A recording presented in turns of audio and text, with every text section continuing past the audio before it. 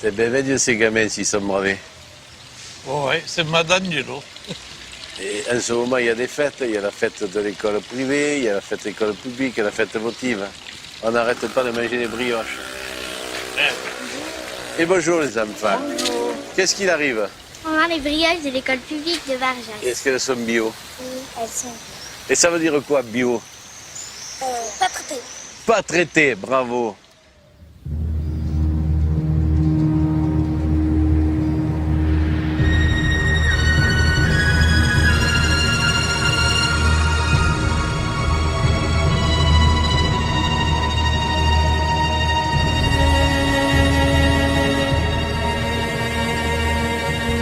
I'm really honored to be able to offer some introductory comments. I'd like to begin, however, with a series of questions to you, the audience. If you think about your family and your close friends, how many of you have family or close friends with cancer or have experienced cancers? Put up your hands. What about diabetes? How about infertility? Family or close friends?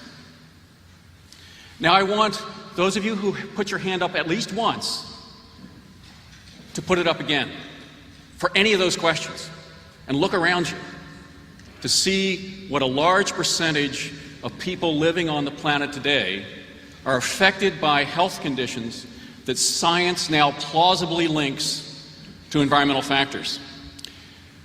A scientist in the United States this past spring made the observation that this generation of children is the first generation in modern history that is not going to be as healthy as their parents.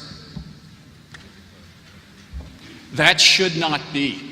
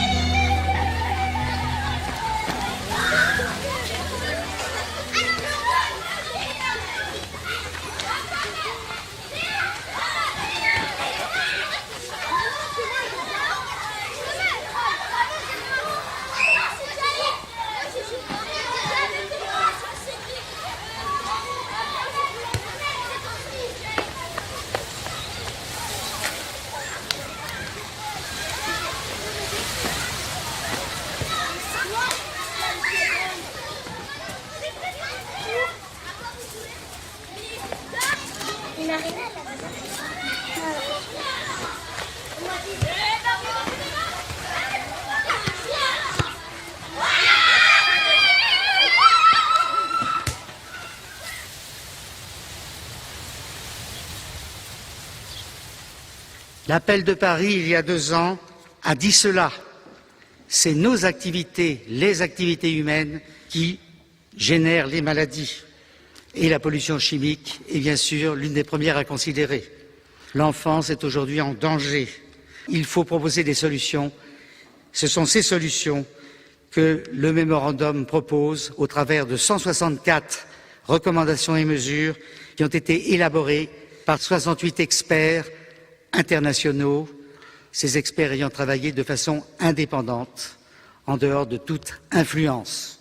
Est-ce que depuis votre dernière réunion, vous avez des études plus précises, affinées, des bilans scientifiques sur justement qui attestent de la croissance du lien santé-environnement? Est-ce que vous avez de nouvelles études, de nouvelles preuves? Le problème n'est plus aujourd'hui de dire si on a des preuves. Les preuves, elles existent au travers de milliers d'articles scientifiques publiés. Il est clair qu'aujourd'hui, le problème n'est plus de se poser la question, il manque la volonté politique. Il faut que cette volonté politique soit au rendez-vous.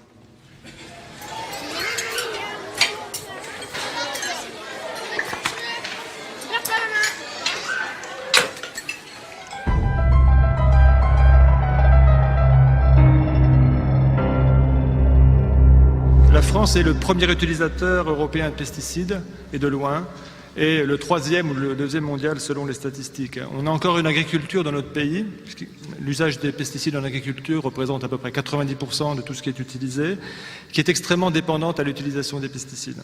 9 traitements différents qui sont appliqués sur des blés et plus de 27 traitements qui sont appliqués sur des pommes en arboriculture fruitière classique intensive.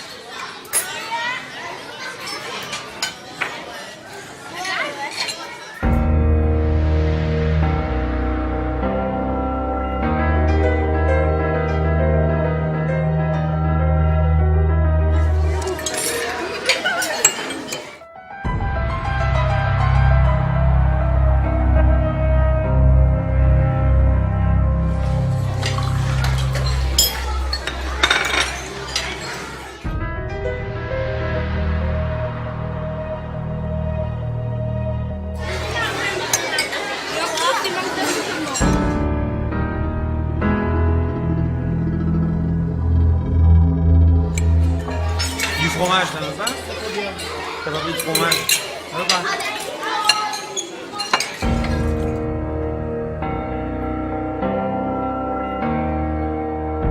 Nous faisons aujourd'hui ce constat que le modèle alimentaire moderne est dans une impasse globale. Il repose sur un gaspillage d'énergie fossile non renouvelable. Il ruine ses paysans. Une exploitation disparaît encore tous les quarts d'heure en France. Il saccage ses ressources, notamment l'eau. C'est 73% des pompages d'eau douce qui sont consacrés à l'agriculture sur la planète. Il détruit la biodiversité. 75% des espèces comestibles, des variétés comestibles ont disparu en 100 ans. Ce sont des chiffres de la FAO.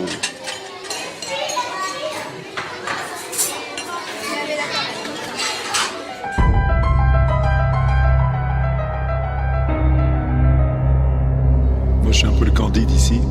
Ce que je voulais dire, c'est que c'est vrai que on survole la Terre, on voit les choses d'en haut, on n'est pas complètement à l'intérieur, et c'est vrai que moi, mon truc aujourd'hui, c'est parler beaucoup de réchauffement climatique et de parler des problèmes de la Terre, et qu'aujourd'hui, quand je parle avec des scientifiques sur le terrain, que je rencontre régulièrement pour pouvoir légender mes photos et essayer de comprendre un peu mieux, ils sont tous très très très inquiets. Et quand je vois ce chiffre incroyable officiel qu'aujourd'hui on a perdu 30% du vivant sur la Terre, 30%, c'est énorme, et qu'on sait qu'il y a des milliards de gens qui se soignent uniquement avec les plantes, ben voilà, c'est une chose qui me choque.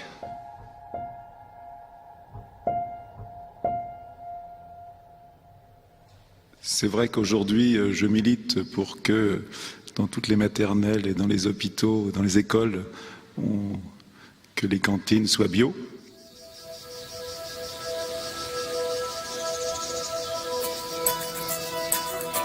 Nous sommes ici dans une petite commune française au pied des Cévennes dont le maire a décidé de faire face, a décidé de réagir en faisant passer la cantine scolaire en bio. Nous sommes à Barjac, une commune où, comme ailleurs, la population est confrontée aux angoisses contre la pollution industrielle, aux dangers de la pollution agrochimique. Ici commence un combat contre une logique qui pourrait devenir irréversible, un combat pour que demain nos enfants ne nous accusent pas.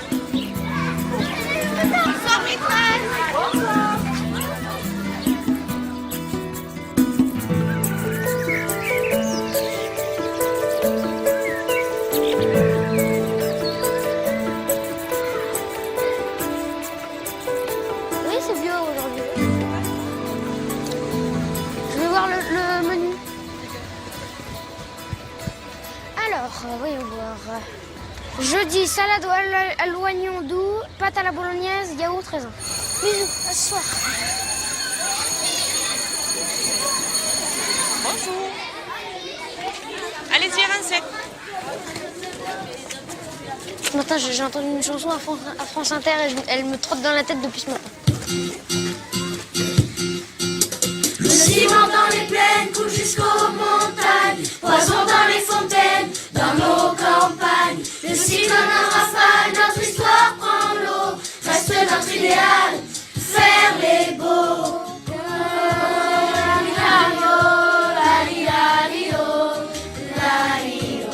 Acheter de l'air en bas, remplir la balance, quelques pétrodollars contre l'existence.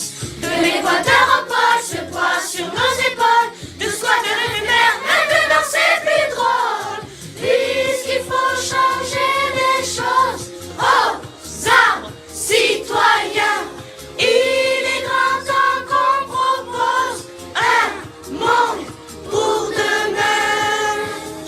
Plus le temps de savoir à qui la faute, ou la de monter sur la chance ou les autres. Maintenant on se bat.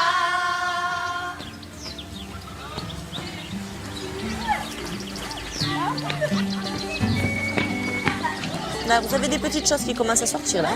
Ça, c'est la mâche. Et ça, je pense que c'est plutôt la laitue. D'accord? Il y a un oignon qui démarre? Ah oui, tout à fait. Attention, ça mais peut-être ça, je pense que ça. Non, on lève pas. Hein. 7, 8, 9. 10 avec la petite là. Voilà, il y a du désherbage à faire. Il y en a vraiment beaucoup là. Il commence à y en avoir. Alors, et ici, ça pousse? Bon, vous avez à peu près tout dessiné, c'est bon? Non, pas tout encore. Alors, ceux qui ont terminé, les laitues, essayez avec votre règle de mesurer la taille d'une feuille. Parce que sinon, on ne la verra pas grossir. Ah non, c'est impossible, ça mettrait ça. Si, c'est possible. Si. 5. 5 mm, la mâche. On va dire dans les 1 mm, dans les 2 mm. Vous gaspillez pas l'eau, hein?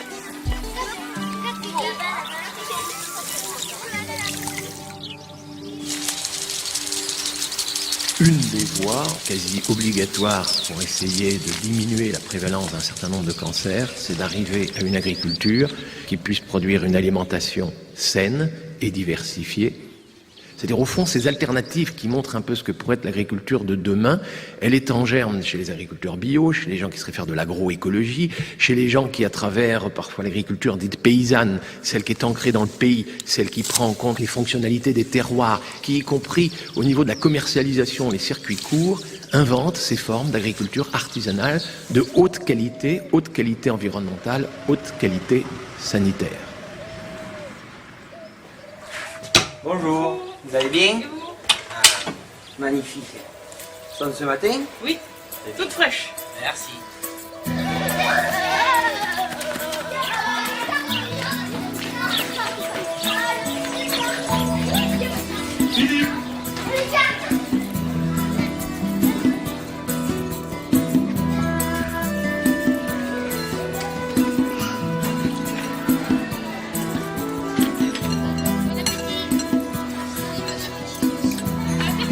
Aujourd'hui, c'est bio. Ouais. C'est bon.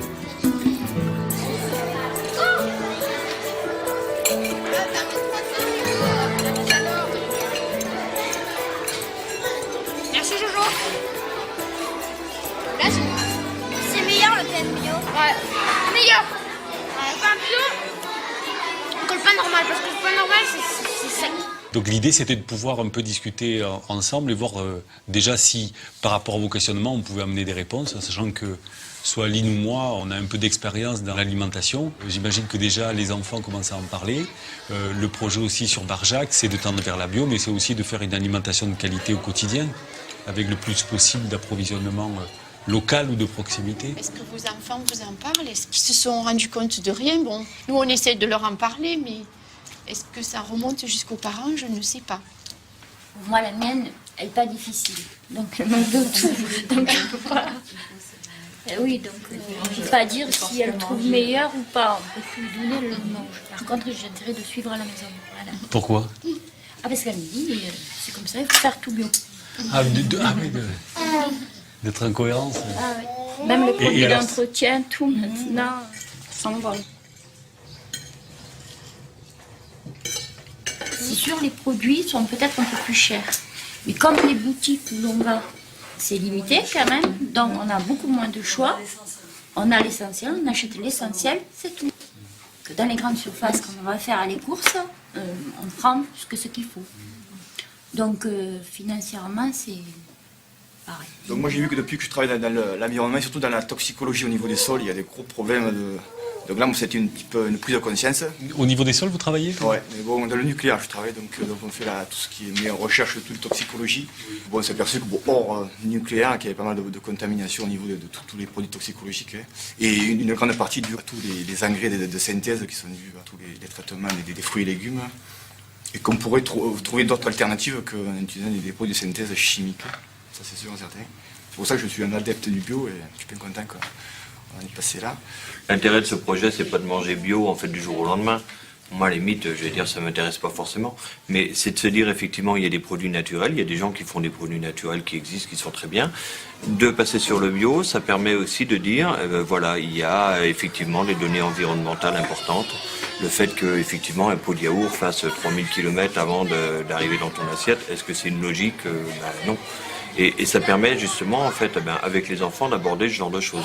C'est pour cette raison que, dans le Gard, on a été les premiers à initier cette histoire d'agriculture bio de proximité dans les cantines.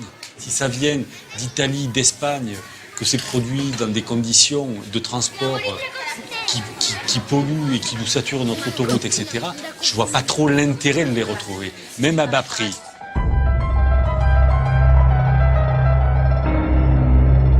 Par rapport au label AB, agriculture biologique, comment vous certifiez que, bon, après tous bon, je pense qu'il y a ce sont des organismes indépendants qui voient que ce produit va être labellisé AB et non?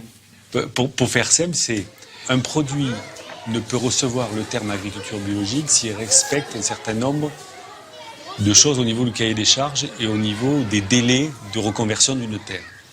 Une terre, vous ne pouvez pas la passer en bio du jour au lendemain. Il y a un minimum de 3 ans de pratique agricole bio pour qu'elle puisse bénéficier de la possibilité de faire du bio. Donc pendant 3 ans, cet agriculteur, il va tout mettre en œuvre comme s'il était en bio, mais il ne va pas pouvoir apposer la marque, le logo AB. Les choses qui sont communes à tout le monde, aux végétaux comme aux animaux, c'est de ne pas utiliser de produits chimiques de synthèse. Et pour en être sûr, il y a des organismes indépendants, c'est-à-dire qui ne dépendent pas du tout du ministère de l'Agriculture, qui ne dépendent pas du tout des producteurs, pas du tout des firmes qui vendent des produits bio, qui vont contrôler chaque année tous les producteurs, tous les transformateurs, tous les gens qui touchent un produit 100% bio. Et toute personne qui va vendre ou transformer doit demander, madame qui vend des produits bio, si dans son magasin elle est à 100% de produits bio, elle est responsable, donc elle demande les licences de chaque personne qui fournisse. Voilà. Et elle a un classeur, elle garde ça. C'est de cette façon qu'on arrive à avoir ce qu'on appelle la traçabilité du départ à la fin.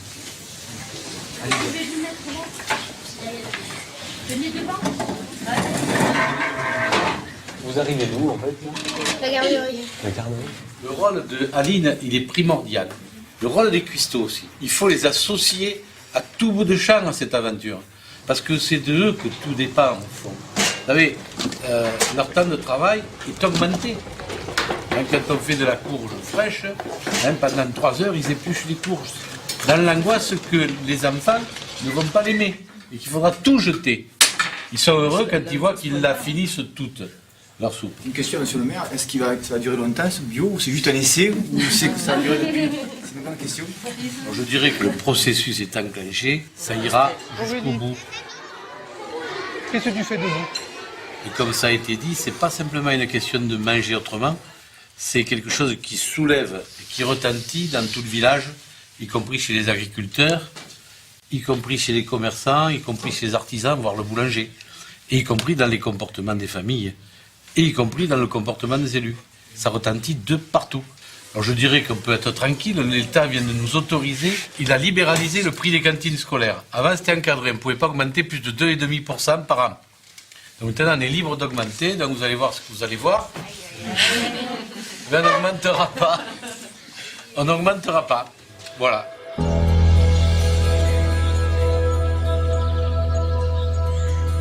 Ce sont les Cévennes que l'on voit là.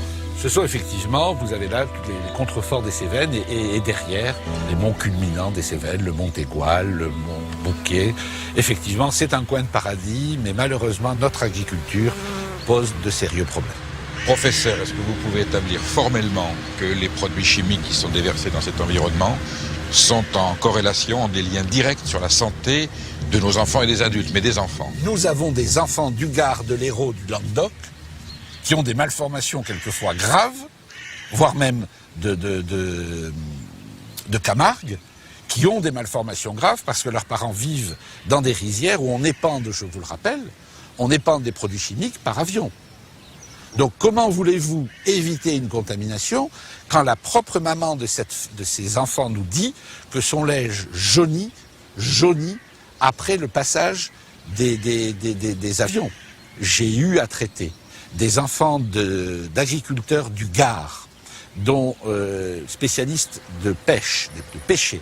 Et le père m'a apporté la liste, je l'ai dans mon bureau, la liste des produits chimiques qui dépendent sur ces pêchers. La liste est au nombre de 22. Elle comporte 22 produits chimiques. Ils vous font peur? Ah ben je crois pour le moins qu'ils peuvent démontrer qu'on joue avec la santé de nos concitoyens. Donc, en tout cas, lui-même avait 2 enfants atteints. 2 enfants porteurs de malformations génitales. Je peux vous dire que ni les facteurs endocriniens ni les facteurs génétiques ne sont en cause. Donc il ne reste plus que les facteurs environnementaux. Quand le père nous dit qu'il utilise dans sa propriété 22 produits chimiques, j'ai la liste à votre disposition sur les pêchers, ça soulève quand même quelques questions.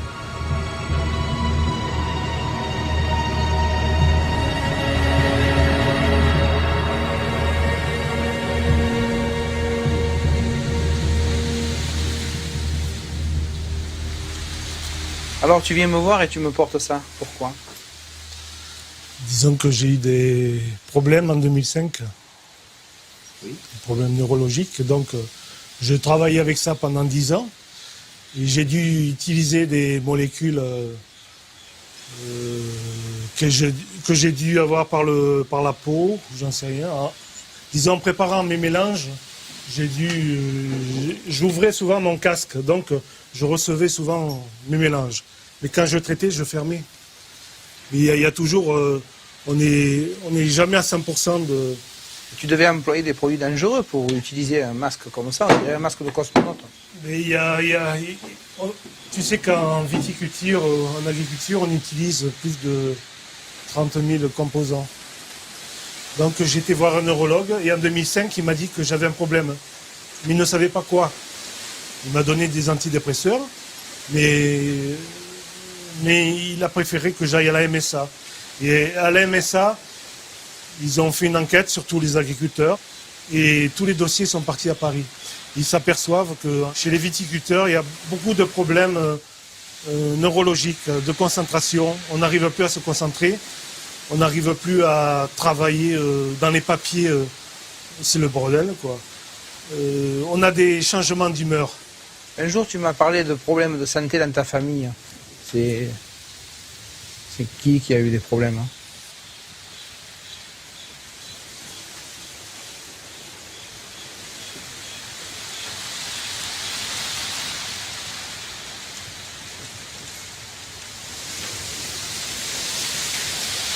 Ton fils?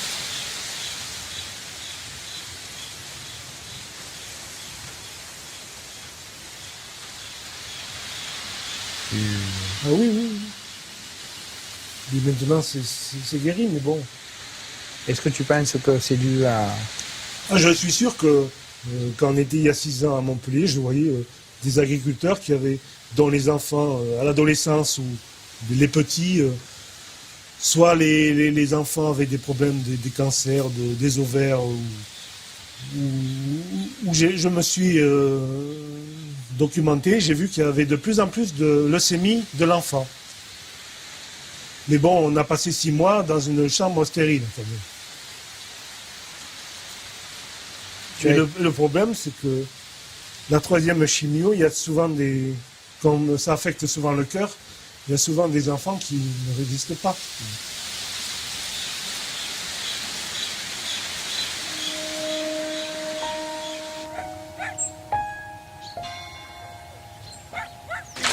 4, 5, 6.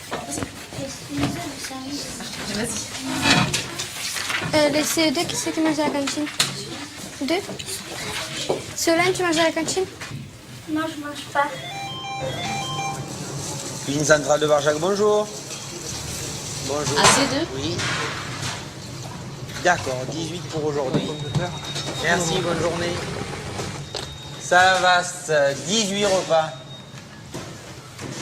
Bonjour Joanne. Bonjour Aurélie, ça va? Oui, et toi? Ça va. Alors, combien?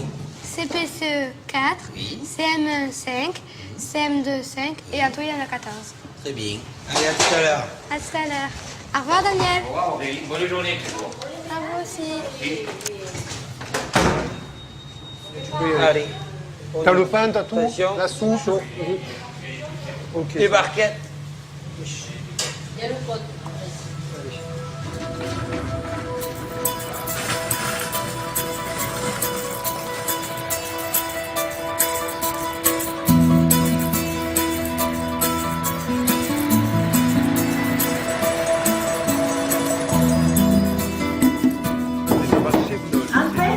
Encore une fois, de graves conséquences. Les inondations ont touché la région. Bonjour Madame Daniel. Puis des coulées de boue Comment dévastatrices allez-vous? dans la région de Sommières ont cette année encore accentué l'érosion des sols cultivés et du vignoble du Gard. Ça va depuis hier? Oui. Et bon appétit à demain, Madame Daniel. Et bonne journée, au revoir. Pour les prochains jours, Météo France confirme un retour à la normale, un retour du soleil avec Mistral et Tramontane. Bonjour Monsieur le curé. Eh, Ça va bonjour. depuis hier? Ouais, ça va. Ouais. Au menu lasagne. Oh, je vais me liper les babines. Eh bien, vous faites quoi, moi? Bon appétit, à demain, Monsieur le curé. C'est que c'est un bon ressaire. Tombaille. Léa, tu sers? Sauf Mohamed et Kamel, s'il te plaît. C'est bon? Aurélie, goûte, tu l'as pas goûté. Qu'est-ce que toi, tu voulais... Goûte-le. Qui veut une poire? Tiens, une moitié. Qui veut une moitié? Une moitié? C'est bon, la peau, il y a des vitamines. La moitié ou la moitié? La peau, vous pouvez la manger. Hein. Qui m'a dit une moitié, toi?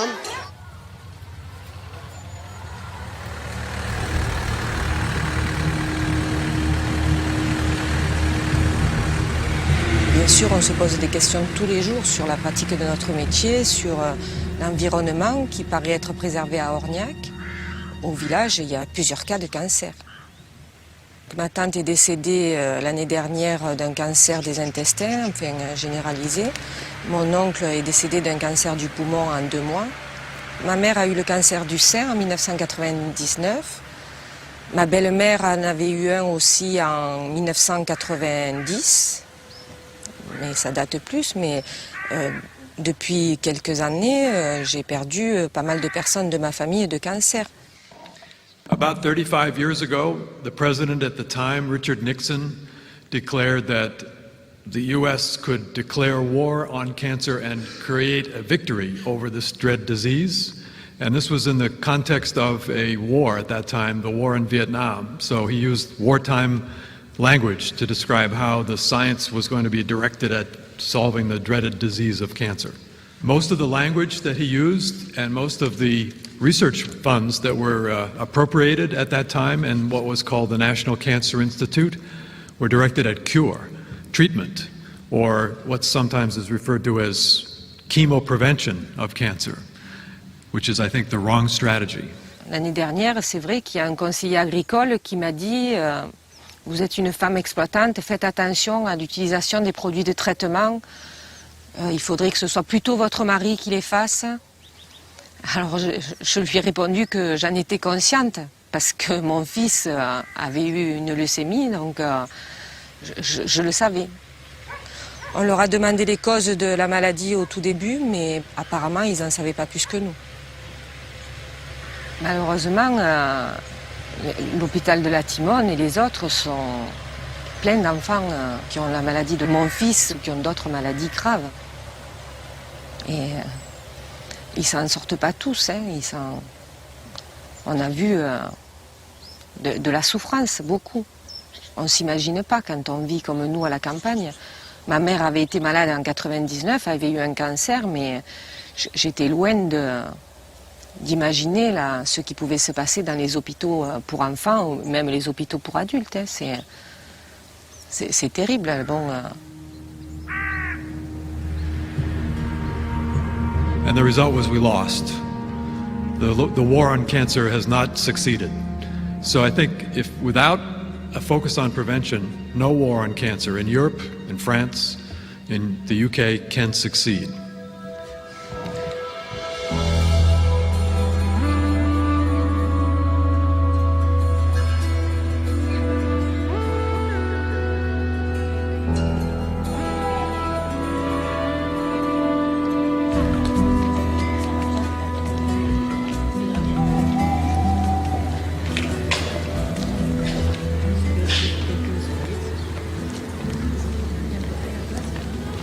On a invité ce soir quelqu'un qu'on remercie beaucoup parce qu'il arrive de loin, il a un emploi de temps chargé. C'est François Veillerette qui est président d'une association, une jeune association néanmoins dynamique, qui est le mouvement pour le droit et le respect des générations futures et qui œuvre pour sensibiliser les élus, la population aux dangers et aux risques des pesticides. Est-ce que vous avez une idée objective et statistique de l'incidence de ces pesticides ou de cette pollution sur la mortalité ou sur la morbidité? Alors ce qu'on sait, c'est que la morbidité, c'est-à-dire le nombre de nouveaux cas de cancer, a augmenté de 93% en 25 ans chez l'homme. Alors je ne dis pas que tous sont liés aux pesticides, mais ce qu'on sait, on va restreindre petit à petit l'incertitude, c'est que les scientifiques ont étudié par exemple des populations de vrais jumeaux pour voir quelle était la part de l'hérédité dans les cas de cancer et quelle était la part de ce qui était après lié des facteurs environnementaux au sens large. Eh bien, ils sont aperçus que pour tous les cancers, il y avait plus de 50% de cas qui étaient liés à des facteurs environnementaux, que pour certains cancers, ça pouvait même aller jusqu'à 90% de la responsabilité liée à l'environnement. Donc déjà, on sait que l'environnement au sens large a un impact important. Loin devant, le tabac, qui était un facteur de risque multiplié par 3, la consommation d'alcool multipliée par 2, enfin voilà. On a malgré tout une espérance de vie dans nos pays dits évolués. On a une espérance de vie qui ne cesse d'augmenter. Ces statistiques sont faites sur des études de parcours de personnes qui sont nées dans les années 1920-1930. Et qui, pendant leurs 20 premières années, n'ont pas connu l'exposition aux produits chimiques de synthèse. Ni d'ailleurs aux radiations ionisantes, il y a tout un tas d'autres trucs, pratiquement, à part les produits... Ni d'alimentation raffinée, etc. Madame Delciel, peut-être... Moi, j'ai peut-être une clé différente, parce que je ne suis pas médecin, je suis simplement infirmière. Et c'est vrai qu'au niveau du monde médical, il y a pareillement que les laboratoires qui vendent ces produits phytosanitaires, il y a une omerta d'établis, exactement pareil, comme un chapeau mis sur la cocotte qui commence à bouillir. Et je pense pertinemment, moi en voyant, ça fait 23 ans que je suis infirmière, que l'on n'a jamais vu autant de gens cancéreux qui meurent de plus en plus jeunes, d'enfants qui sont touchés par cette maladie aussi à tout niveau, que ce soit au niveau du rein, au niveau des tumeurs cérébrales, on en voit un maximum, et que le monde médical, bon nombre de gens du monde médical continuent à faire croire aux gens que ce n'est pas vrai. Si ça fait plus de 10 ans ou 15 ans en fait, que tous les élus politiques, enfin, ou une majorité de politiques sont au courant de ces problèmes et qu'on n'avance pas plus vite que ça, qu'est-ce qu'il faut faire en tant que citoyen? C'est compliqué, mais il y a plein de moyens. Il y a la résistance locale, ce que vous êtes en train de mettre en place aujourd'hui, de manière simple, dans votre intérêt, dans l'intérêt de vos enfants. Vous encouragez les agriculteurs bio, vous leur offrez un marché proche, c'est intéressant, il y a moins d'intermédiaires, ils vont sans doute mieux vendre leurs produits. Et donc faire plus de... La valeur ajoutée va aller plus chez eux que chez le grossiste, c'est intéressant. Toujours mieux de vendre comme ça qu'à la grande surface, à des centrales d'achat qui vont les étrangler. On n'a jamais eu autant d'arguments que maintenant. Mais on n'a jamais eu autant de résistance non plus. Le poids des lobbies est absolument énorme, ils sont absolument partout. Jusque dans la Commission européenne, où ils tiennent les affaires. C'est eux qui proposent les textes qui sont proposés par les commissaires, il ne faut pas avoir peur de le dire. Qu'est-ce qu'il faudrait faire pour que dans ma commune, à Saint-André-de-Rivière, la cantine soit aussi bio? Vous changez de municipalité? Toute plaisanterie mise à part. Je crois que notre démarche, elle n'est pas démocratique, je tiens à le dire. C'est un conseil municipal, on est 13 qui l'a décidé. Ce n'est pas la population, on n'a pas fait un référendum. Et voilà. Puis on n'a pas dit aux Barjacois non plus, notre position en matière alimentaire, c'est votre position. On a pris la nôtre. de position, et on essaye aujourd'hui de la faire partager. On nous avance le coût, mais le coût de la santé, ça n'a pas de prix. Ça avait un coût de faire chauffer le sang contaminé. Alors on ne l'a pas fait chauffer. Combien ça a coûté de ne pas l'avoir fait chauffer en sous et en drame humain? Combien ça a coûté? Le drame humain, il a été là, et au fond, les sous, on en a dépensé 3 fois plus. Donc, on n'a pas fait passer le comptable d'abord. Ça, c'est une indication de gestion municipale. Ne surtout pas faire passer les comptables d'abord. Faites passer votre conscience en premier. Voilà la chose.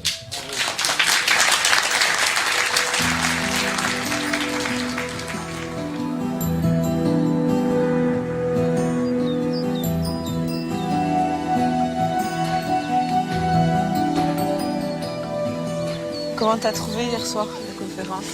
Ouais, mais c'était bien, c'était intéressant. C'est intéressant, hein? Ouais. Ça fait peur? Surtout toi qui es enceinte, là. Ouais, exactement. Non, c'est bien, il y avait du monde en plus. Oui, c'était Je bien. te dis, les gens commencent à être intéressés, concernés. quoi.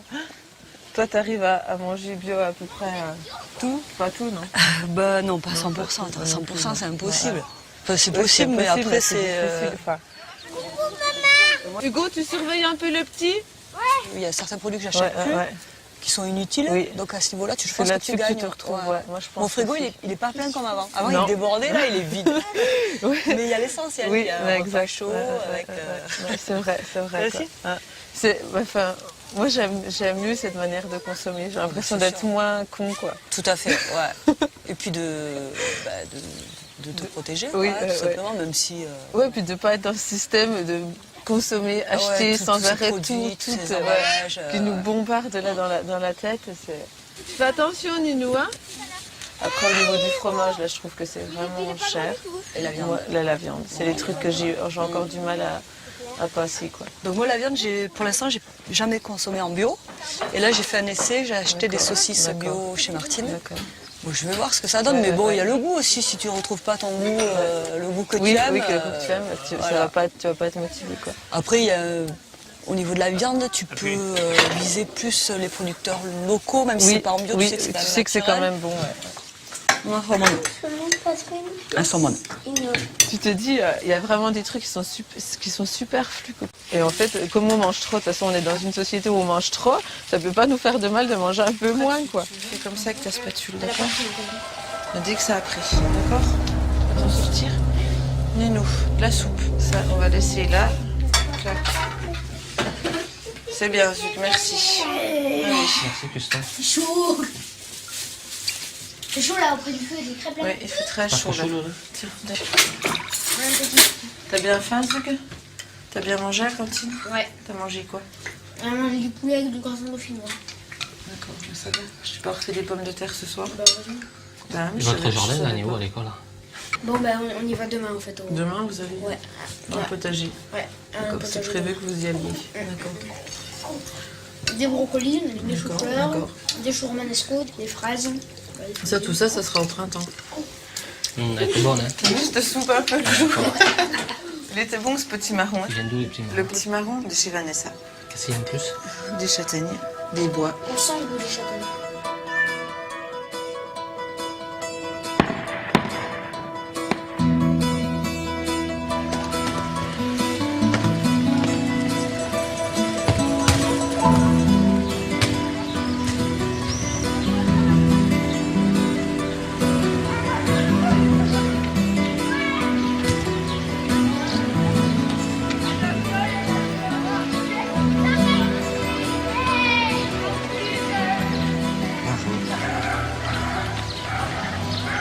Bonjour Martine. Je viens pour le pique-nique des enfants demain au Pont du Gard. Il me faut différentes choses. Et il me faudrait des œufs. Il m'en faudrait 3 douzaines.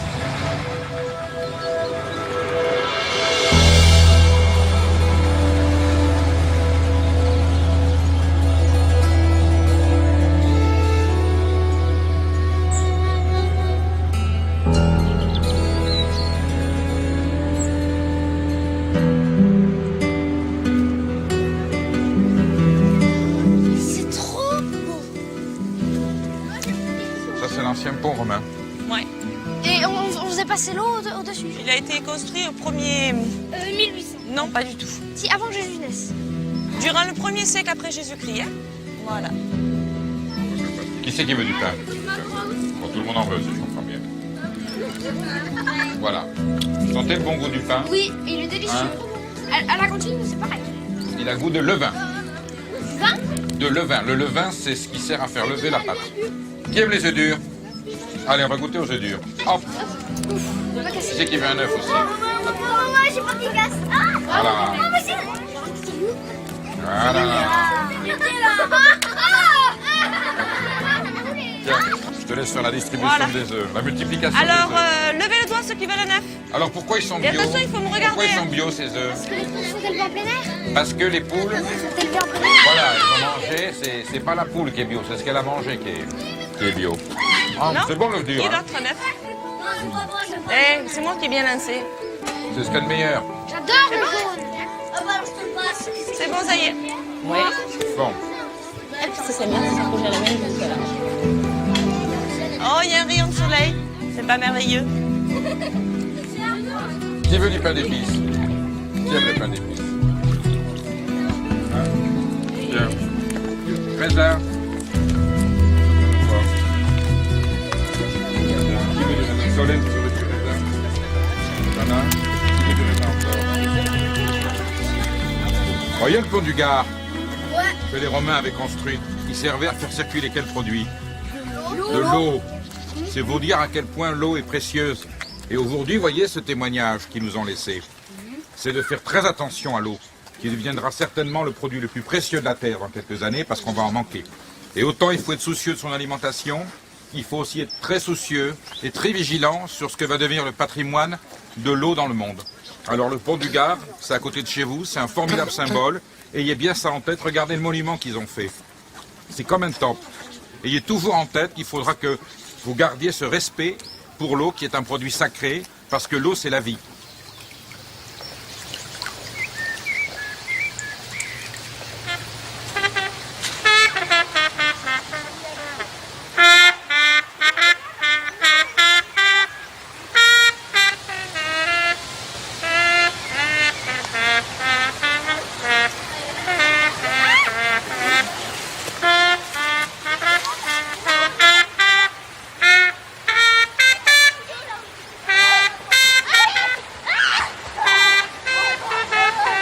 N'oubliez pas que dans certaines régions, les eaux des rivières sont polluées à 100%.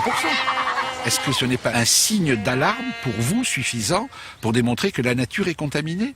Vous avez certaines régions dans lesquelles les nappes phréatiques, qui sont quand même pour nous des marqueurs de la qualité de la vie à travers l'eau, car l'eau c'est la vie.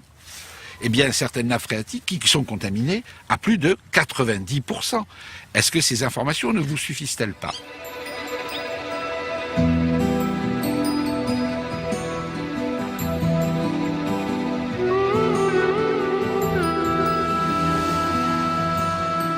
Bon, alors qu'est-ce que vous pensez de cette eau qu'on boit?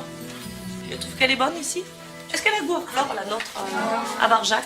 Non, c'est vrai, elle a pas beaucoup de goût à chlore, en fait. Alors, plus fort sur les mains. Allez. Chez ma tati, elle habite à côté de l'île. Et quand on va chez elle, eh ben, on dit que l'eau, elle est pas bonne parce qu'on le sent le chlore. On en a là, des fontaines chez nous. On a la fontaine de Tarot, on a tout le long de la 16, il y en a plein des sources. Alors, oui, avant on la buvait, oui, on pouvait la boire avant. Et on ne peut plus boire l'eau de ces sources-là. Et pourquoi on ne peut plus maintenant? Manon? À cause des pesticides, des produits chimiques, de la pollution.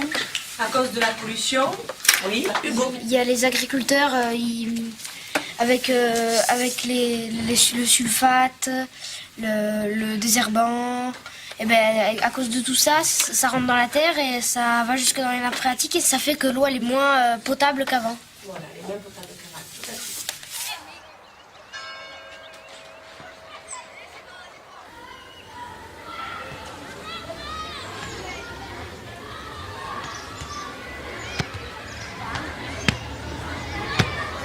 Bonjour. Vous allez bien? Oui, ça va. Vous avez fait quelque chose de bon ici ou non? Ouais. Qu'est-ce que vous avez fait? Moi, c'est parti déjà. C'était quoi? C'était des brochettes au comté Ah oui, je et les la ai goûtées. saucisse de La Bordeaux. saucisse, je les ai goûtées, Ça a c'est filé. C'est bien, c'est bien. Comment se passe cette journée du goût? Vous sentez que ça motive un peu les gens sont sensibles à cette démarche? Ouais. L'expérience de la cantine vous semble concluante ou non? Il est content, il est aime bien. content. De l'ail, du sel, de l'huile d'olive. C'est délicieux. Ça sent bon? Ça cuise un petit peu? Ouais. On fait les parfums. J'avais préparé un petit peu à la maison. Goûtez? Hein?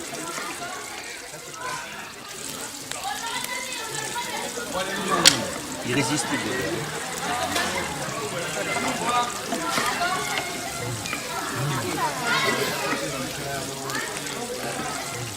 Qu'est-ce que tu en as pensé alors de cette... Mais c'est formidable. Il a été cueilli ce matin. 500 grammes celui-là. D'où ils viennent? C'est les Cévennes. C'est les Tout à Cévennes. fait, c'est les Cévennes. Ça, Et puis il y a même des girolles. des girolles. C'est plus rare encore que les Cévennes. Ça, c'est- À la poêle, ça c'est celui, c'est du vin bio aussi. Santé. Santé. Ça fait du bien, ça. C'est du beau. L'expérience de la cantine est concluante, à votre Pour avis? moi, c'est quand le maire a décidé ça, pour moi c'était un choc parce que je ne croyais pas.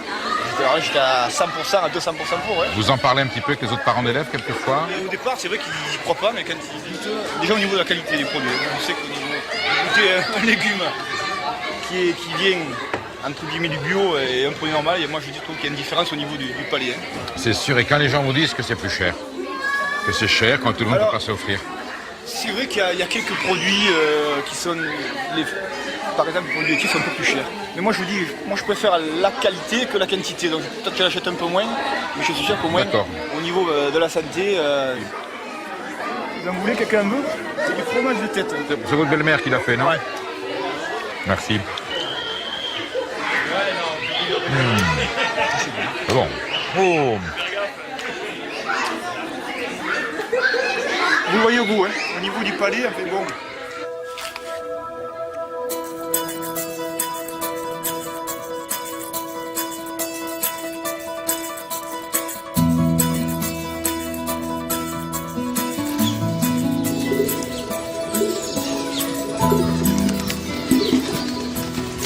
Regarde qui est là autour du clocher.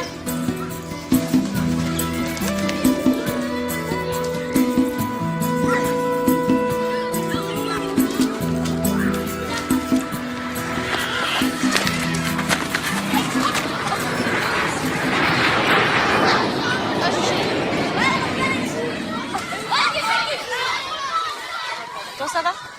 Mais ça va, écoute, oui, un peu. Ouais? Oui, tout va bien. Et ils ont su d'où ça venait? Ils ont donné un peu des explications? Aucune. Ça fait peur quand même, hein, que ça. Tu te demandes D'où ça vient? Voilà. Pourquoi? Et tout ça fait peur et ça touche de plus en plus de monde et on est tous plus ou moins touchés par un membre de sa famille, quelqu'un qui est... C'est vrai qu'on a tous maintenant quelqu'un de proche qui a été... Tout à fait.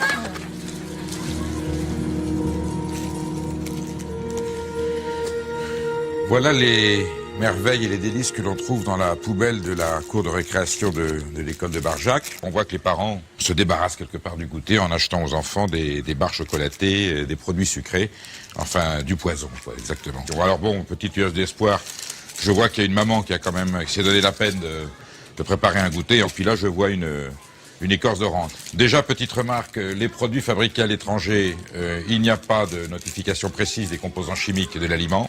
On a juste la nature du produit, chocolat aux fruits, gâteau. Et c'est sur les produits français qu'on a un peu plus d'informations.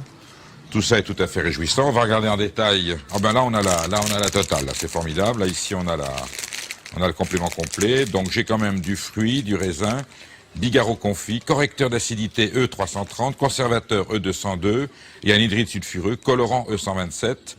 Cube rouge confit pour 10%, correcteur d'acidité E330, conservateur E320.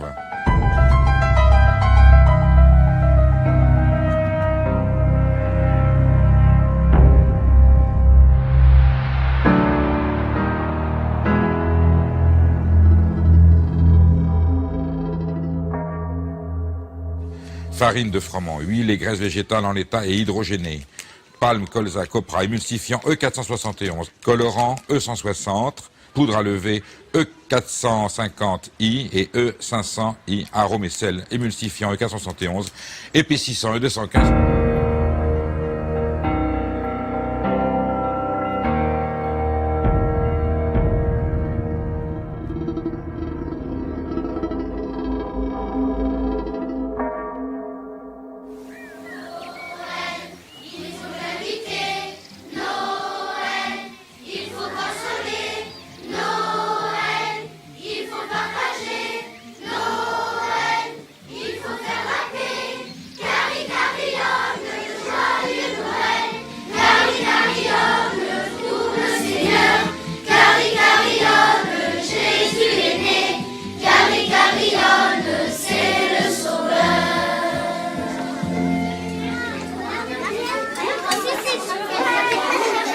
Alors les enfants, vous avez vu votre menu de Noël aujourd'hui?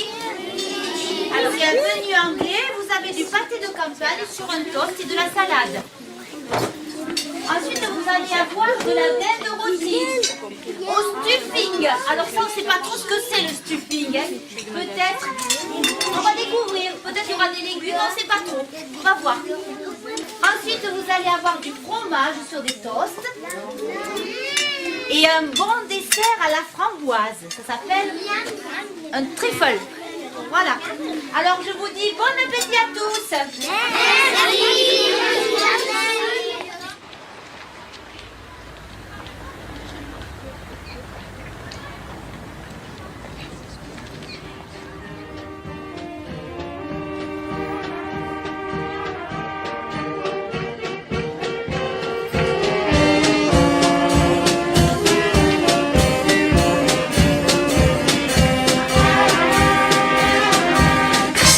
Cette année, nous tenions à faire cette fête sous le signe de la nature, pour ne pas nommer le bien grand mot du bio.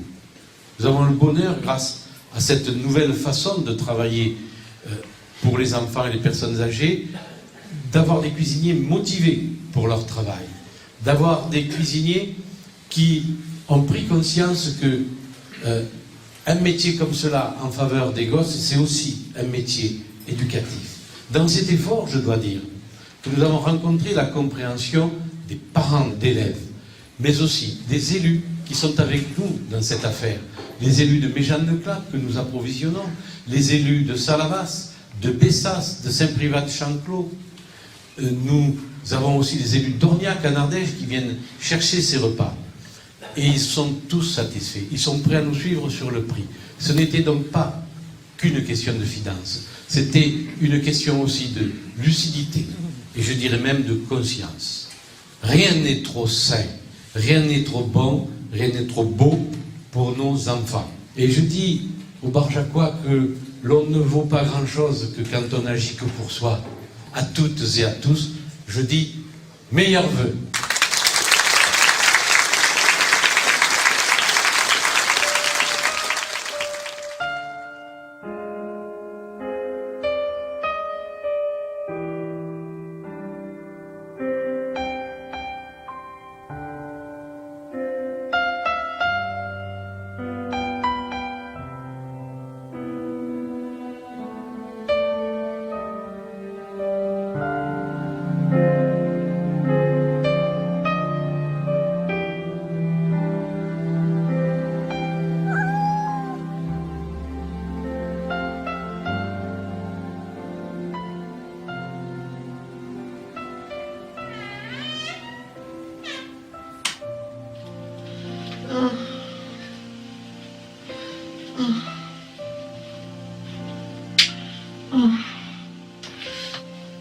Bébé qui descend.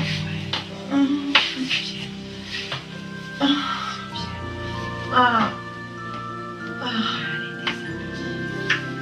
bébé.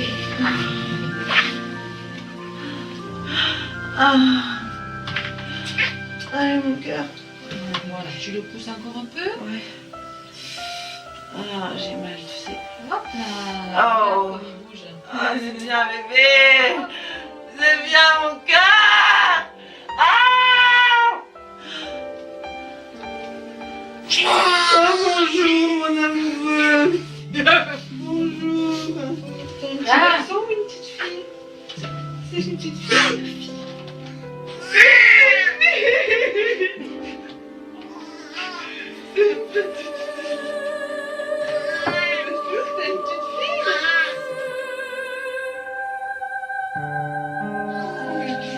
Les garçons, t'es belle, t'es belle.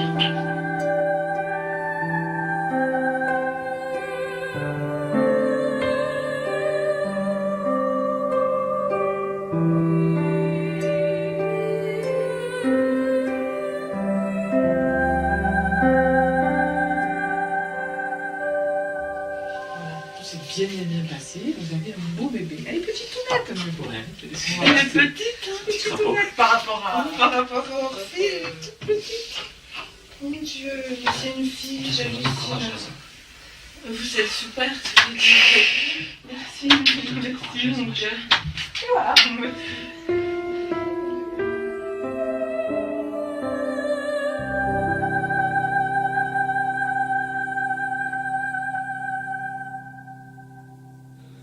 Une problématique qui est éminemment importante, c'est celle de l'origine de certaines maladies de l'homme, de la femme adulte, origine fétale de certaines maladies. Et là, on a mis en évidence la présence de plus de 300 polluants chimiques présents dans le sang du cordon de ces 30 nouveau-nés, dont au moins les 2/3 sont considérés comme des perturbateurs endocriniens. Donc le problème est réel. Même si ces produits existent à l'état de trace, ils sont présents dès les premiers jours de vie et ceci pose un problème pour l'avenir.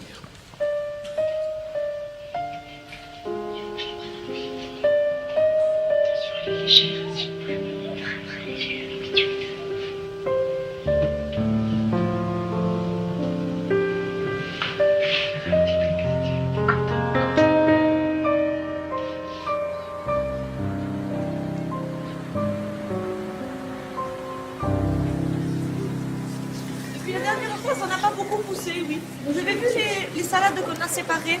Est-ce qu'elles ont beaucoup grossi? Non. Et non. Qu'est-ce que c'est qui a poussé? Les choux. Oui, on est bien. On a un chou, il a un chou. On ne mange pas tout de suite. Non, sinon on va pouvoir un petit peu. Voilà, super, super. Et les épinards, ils poussent? Oui, les épinards. Ouais. Qu'est-ce que vous avez trouvé sur vos plantes? Eh bien, il faut les tuer, les enfants. Allez, on a raté. On a peur de ces bêtes. Vous prenez une feuille, vous allez chercher une feuille là-bas, et vous faites comme ça. Vous ne touchez pas les cheveux.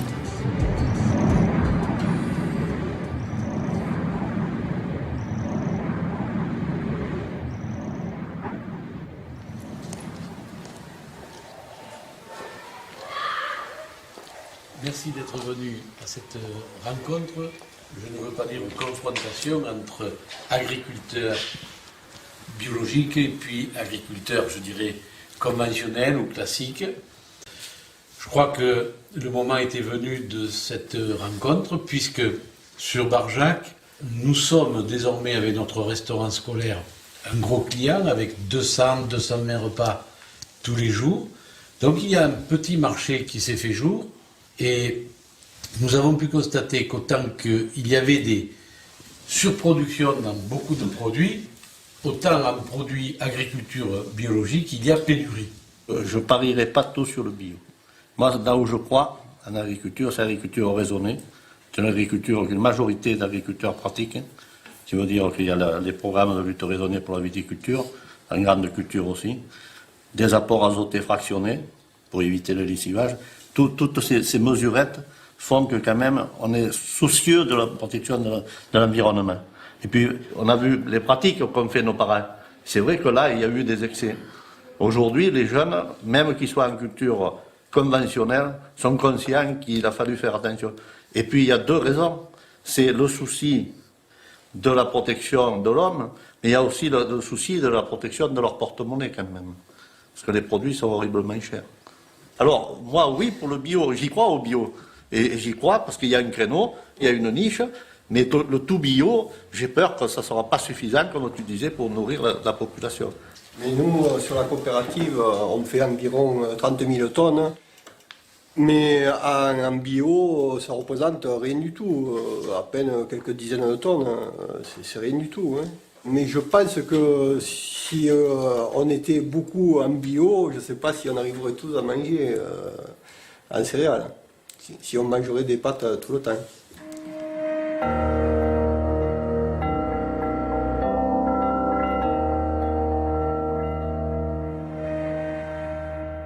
Il faut cesser d'empoisonner la terre, l'eau, l'air et les aliments sous l'alibi fallacieux de nourrir l'humanité alors qu'on affame l'humanité. C'est pourquoi, face aux dérives du modèle agricole dominant, il faut une réforme en profondeur pour préserver la santé et l'environnement. J'affirme haut et fort que l'on peut produire autrement, durablement, des denrées alimentaires de haute qualité sanitaire en quantité suffisante, avec des performances économiques bien supérieures aux méthodes industrielles, pour peu que l'on cesse de remplacer les paysans sur la terre par des molécules chimiques.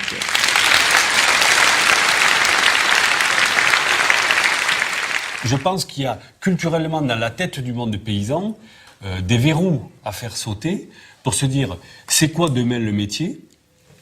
Comment ça se fait que vous nous dites qu'on raisonne les apports, qu'on diminue le nombre d'agriculteurs et par contre on consomme toujours les mêmes quantités, voire on augmente les quantités en France de produits chimiques? C'est-à-dire quand on compare les chiffres d'il y a 10 ans, on consomme la même quantité, le même tonnage de produits chimiques. Et tous ces produits, nous, on les utilise pas.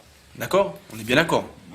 Tous ces produits, on commence par le Roundup, hein, qui a été attaqué parce qu'il pollue les nappes phréatiques. On s'en aperçoit seulement. Nous, on l'utilise pas, tout ça. Et on arrive à faire des productions. Moi, j'ai travaillé 10 ans en agriculture chimique et il y a des choses que j'aurais jamais mangées que je faisais, quoi. Ça, c'est clair. Bon. Qu'est-ce que vous voulez dire qu'on mange pas que les légumes et le fruit, on mange aussi la chimie qui est dedans, c'est ça? Ouais, c'est sûr que ça y est, ça y reste. Hein.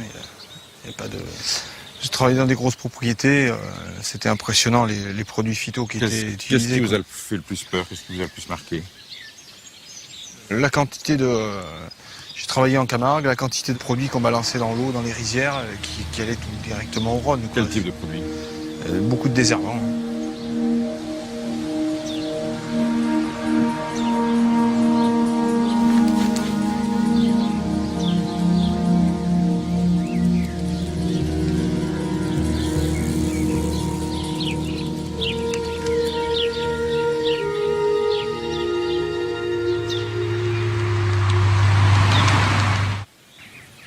Et une fois, je me suis empoisonné avec du 2,4-D.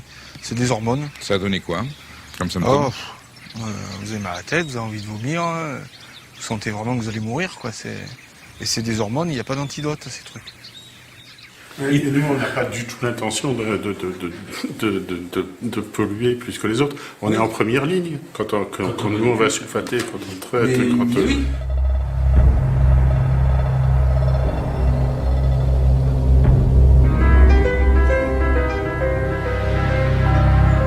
Alors, qui s'occupe du phytosanitaire dans la vie de chez vous? Donc ça, c'est Hervé. C'est Hervé? Donc c'est lui qui manipule tout ce qui est produit. C'est lui qui y va? Il en manipule beaucoup, non? Il en fait pour les arbres, il en fait pour la vigne, il en fait pour les céréales. Comment ça il procède pour le traitement? C'est lui-même qui va dans la vigne, qui manipule les produits? Il manipule les produits à la maison, hein, déjà. Il faut faire un mélange à la maison. Préparation? Quand il manipule les produits, bon, il les aspire, hein, je veux dire, il inhale. Hein. Il a des symptômes de... Saignement de nez. À chaque fois. Des saignements de nez? Oui, à chaque fois qu'il traite. Que à chaque fois qu'il traite? Oui, ça c'est sûr. Chaque fois qu'il traite. Et c'est répétitif? C'est répétitif et ça dure 3 jours. Et il se suit pour ça? Il va voir le médecin? Il n'en a pas trop parlé encore. Mais... Qu'est-ce que vous en pensez, vous? Ça n'a pas l'air de vous rassurer? Non, pas du tout. Et d'abord, il n'est pas tout seul, puisqu'on a un ami aussi qui nous disait que quand il traitait, à chaque fois qu'il traitait ses vignes, il n'arrivait pas à uriner pendant 8 jours. Et à chaque fois qu'il traitait aussi. Donc il y a quand même un souci. Et lui, qu'est-ce qu'il en pense de ce saignement de nez? Qu'est-ce qu'il dit? Ça le gêne, c'est sûr. Hein. Lui, il est bien conscient que ça vient de ses produits. Hein. Ça, c'est sûr.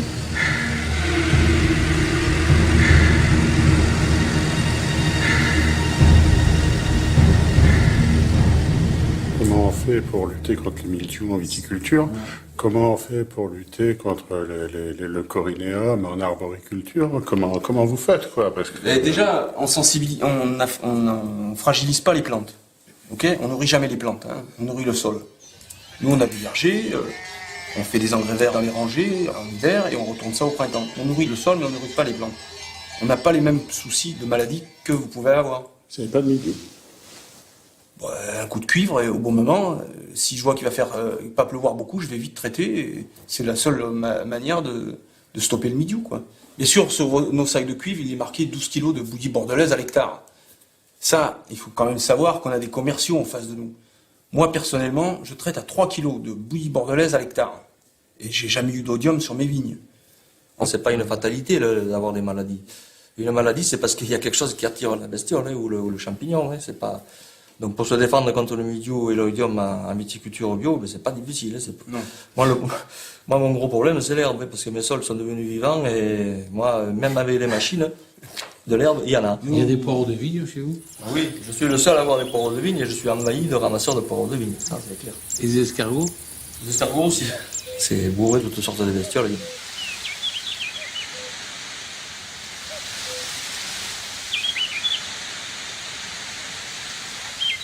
Pourquoi on est solidaire de cette industrie de produits phytosanitaires? Il y a des agriculteurs qui démontrent de plus en plus qu'on n'en aurait pas besoin de ces produits.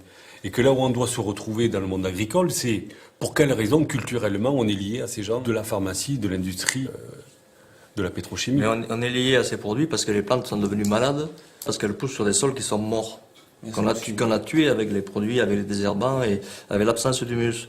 Dans la mesure où une plante pousse sur un sol mort, elle ne peut pas être en bonne santé. Donc on est obligé d'utiliser des phytos, des produits pour protéger les plantes. Et tout démarre de là. Moi je suis passé en bio à cause de ça. D'un côté c'est mon voisin qui désherbe chimiquement, de l'autre côté c'est moi qui suis en bio depuis 30 ans. Donc moi je laisse pousser l'herbe que je travaille après au printemps. Et lui il met des désherbants. Ça fait un peu la vie et la mort quand même, hein. Ça ressemble, oui. C'est inquiétant même. Au niveau du sol à l'intérieur, on voit une différence? La différence, elle est assez nette à voir. Si vous voulez, on va donner un coup de fourche, vous verrez. Et alors, qu'est-ce qu'on va trouver là-dedans? Plutôt, qu'est-ce qu'on va pas trouver? On va voir, au niveau de la structure, la grosse différence. Vous voyez, on a ce qu'on appelle une structure feuilletée. La terre se délite en strates, comme un millefeuille. Dès qu'il pleut, l'eau ne pénètre plus, on n'a pas de trou de vers de terre, puisqu'il n'y a pas de matière organique, il n'y a pas de vers de terre. Oui, effectivement, c'est la mort quand même, hein. Et voilà. l'eau glisse là-dessus. L'eau glisse dessus, si elle faisait que glisser, ça ne serait pas grave, mais chaque fois, il y a une partie des argiles qui floculent et qui sont emportées. Donc, si vous voulez, chaque pluie, on a une partie, on a une partie qui est de la terre qui s'en va. Et le gros problème, je vous dis, c'est qu'on perd cette argile, qui est le réservoir.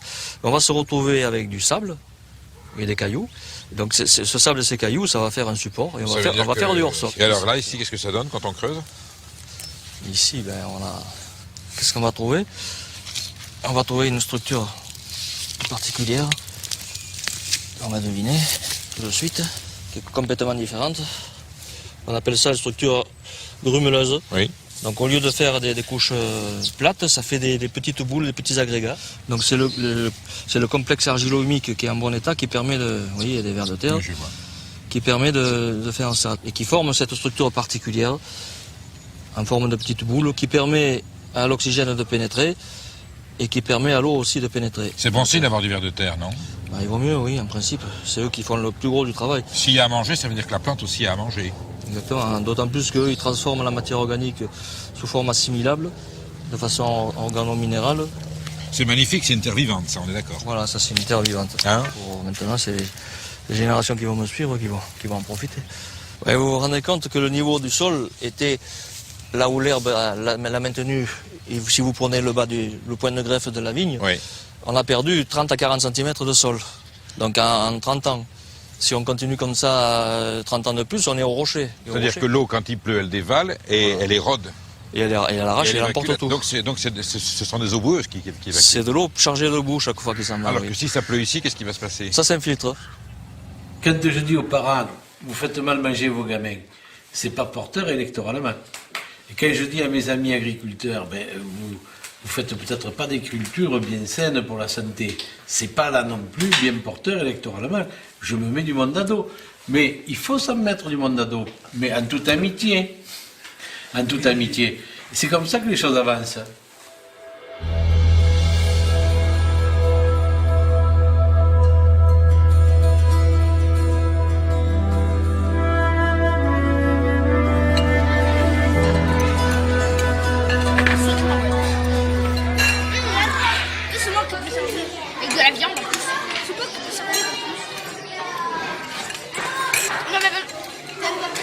des poules pondeuses et des poules non pondeuses. Philippe, pourquoi tu manges pas des carottes? J'ai dit avec... T'aimes pas? Toi, J'ai dit... tu te resserres pas de pâtes, Philippe, hein? J'ai dit que si moi je gagne carottes, il n'y a pas de dessert. Ah, il aura pas de dessert. Les filous. Allez. Ça, là. La moitié. Après, tu te resserviras. Celle que tu veux. Voilà, c'est bien.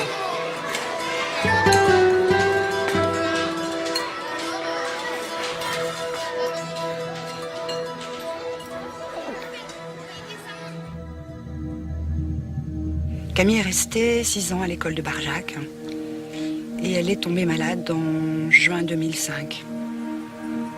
Et juste avant la fête des mères, on nous a envoyés à Montpellier consulter. Et là, on a senti un malaise. On nous a parlé de biopsie, de prélèvement. Rendez-vous pris le lundi qui suivait la fête des mères.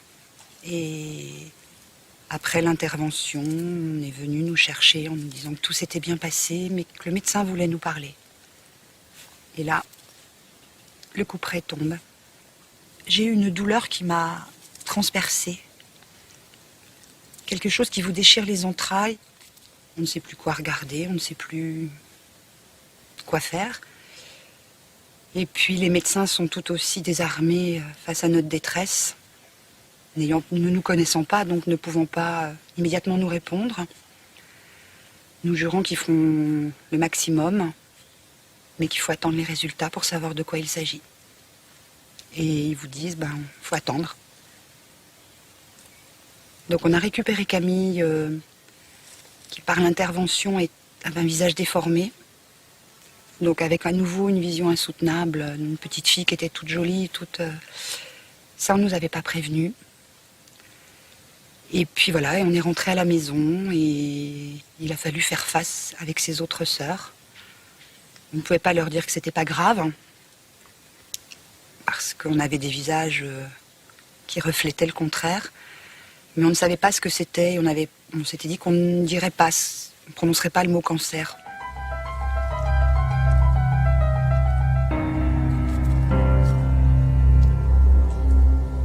Ça a été 3 mois et demi quasiment non-stop à l'hôpital.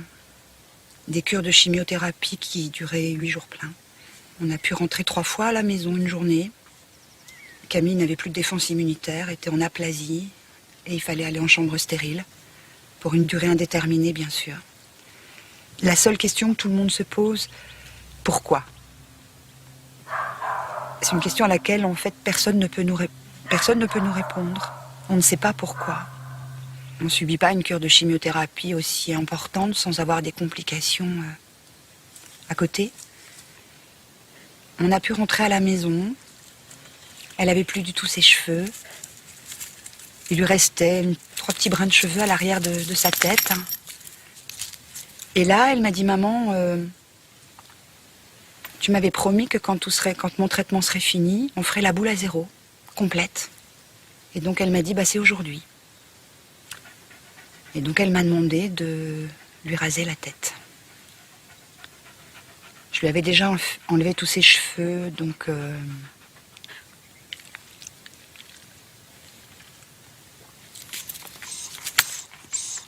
c'est encore difficile pour moi.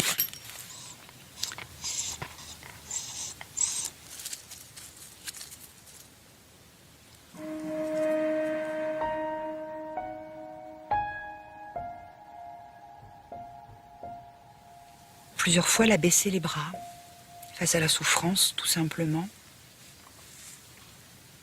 Je l'ai vue partir 2 fois, dans des moments où on était seuls, toutes les deux. Ça a été des moments très très forts, très douloureux. Mais elle s'accrochait à tout. Et finalement, elle a été même plus forte que nous. Et c'est cette force-là qu'ont les enfants. J'aurais jamais soupçonné. Et à la rencontre avec tous les enfants dans le service, c'est un service très difficile, service fermé. On a donné un peu d'amour aux enfants qu'on croisait. Il y en a qui sont partis, qui n'ont pas pu. Qu'on n'a pas pu. sauvé parce que trop malade, trop atteint.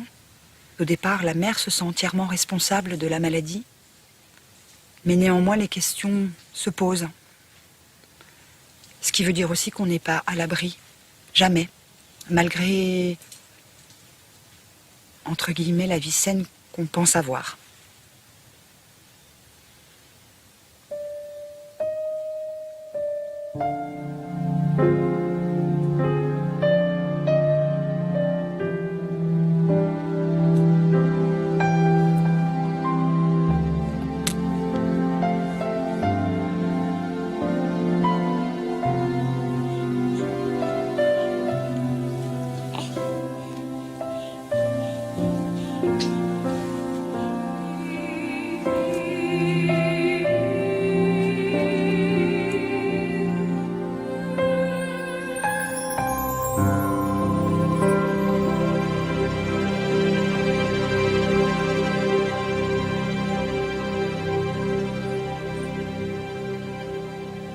Donc la conclusion des experts qui ne sont pas du tout nutritionnistes, qui ne sont pas du tout pro-bio, vous disent qu'il y a deux mesures majeures pour réduire les gaz à effet de serre rapportés à l'alimentation.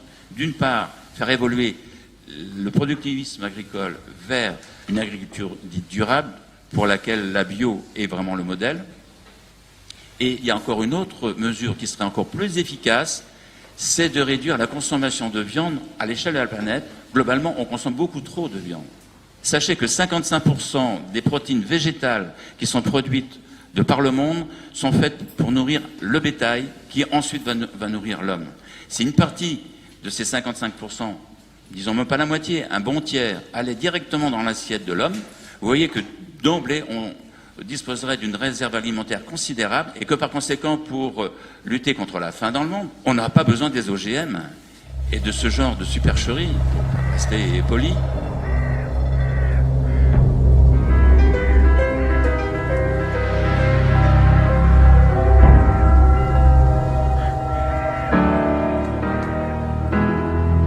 Qu'est-ce que c'est l'équilibre, en fait, entre les viandes et les légumes? L'équilibre, c'est de trouver des équivalences en termes de qualité pour les protéines avec d'autres produits que les produits animaux. Exemple qui va vous parler tout de suite, le couscous. En précisant que le couscous des Maghrébins au jour le jour, pour des raisons économiques justement, il est végétarien, parce qu'ils n'ont pas les moyens de s'acheter des merguez ou des côtes de mouton tous les jours. Mais avec un couscous, avec de la semoule de blé complet et du pois chiche, qui est de la légumineuse, et des légumes frais de saison et tout ça, vous êtes bon. Alors aujourd'hui, on va juste ramasser les brocolis et la mâche. Ça sent? Est-ce que ça sent? Oui. Ça sent quoi? Ça sent le radis. C'est beau, hein? Ça va, ça coupe, hein? J'espère qu'ils seront bons. T'aimes bien le chou pour ça? Jamais goûté. Comment la ramasse? Vous allez au plus bas et vous tirez. Voilà, vous tirez. Vous allez au plus bas. Hein. Vous coupez ici. Avec votre ongle. Vous portez ça à Thierry pour qu'il finisse de nettoyer pour midi. D'accord? La mâche de pro, hein. Il dit, ah si, je suis souvent dans le jardin et tout. On fait, oui, t'es souvent dans le jardin. C'est bien que tu sois dans le jardin, mais après, faut travailler dans le jardin. Oui. Merci. C'est vrai que pour nous, c'est un challenge intéressant. C'est vrai qu'il faut apprendre à travailler avec des produits, ne serait-ce que la betterave rouge. On a oublié le goût, on a oublié comment ça se cuisinait. On ne sait pas forcément que ça peut se manger cru, qu'on peut l'associer avec d'autres légumes et tout. Il faut que tu les manges, tes betteraves aussi.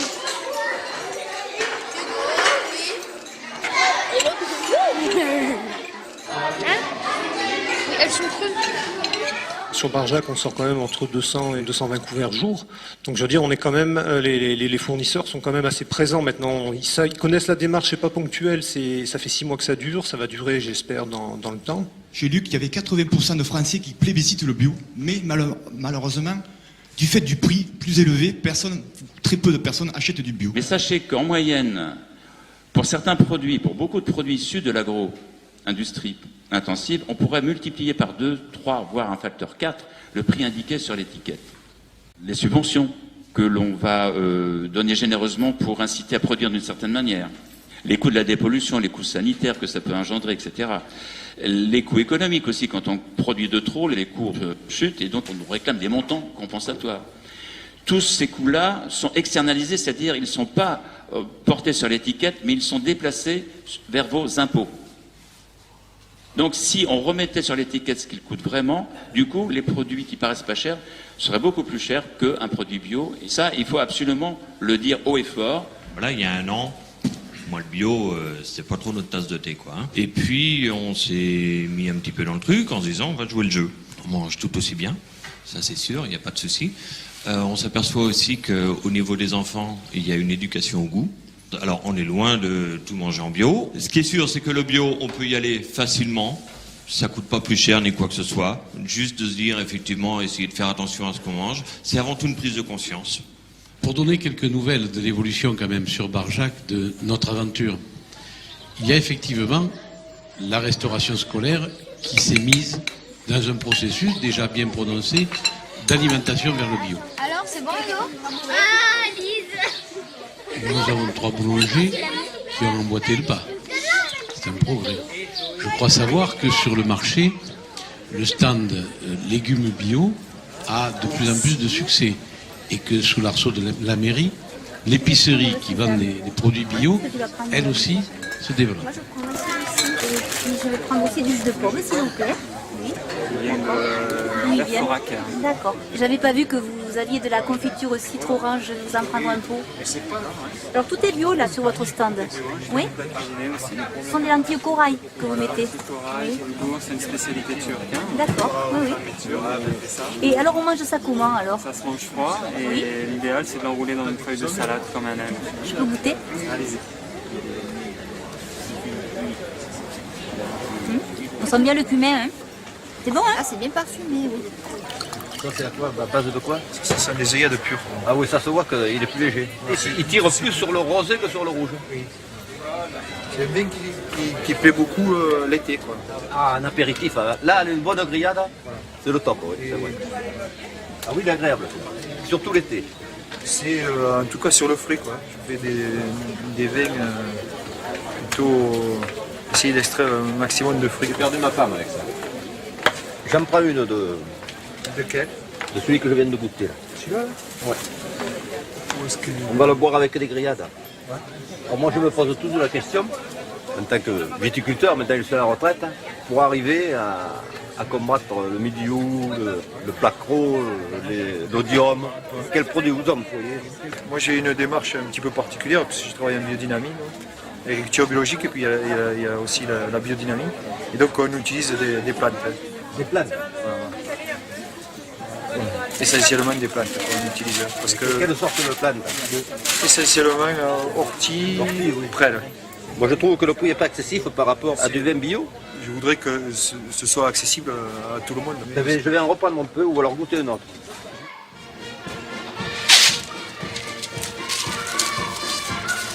Bonjour. Un peu mignon, s'il vous plaît. Merci. Yes. Au revoir. Au revoir.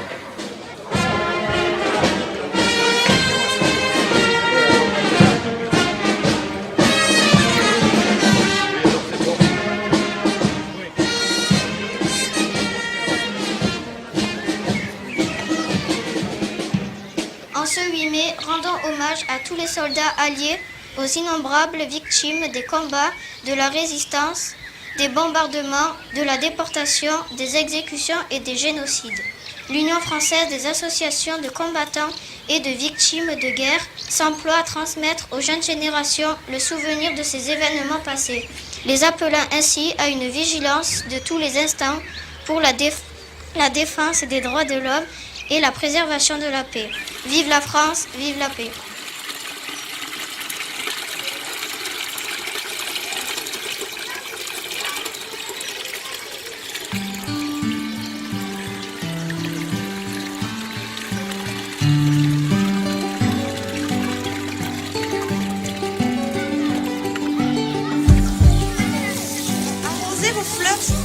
c'est vos fleurs. Vous allez choisir une salade chacun que vous emporterez ce soir à la maison. Et puis ensuite, on cueillera les fraises qui sont mûres.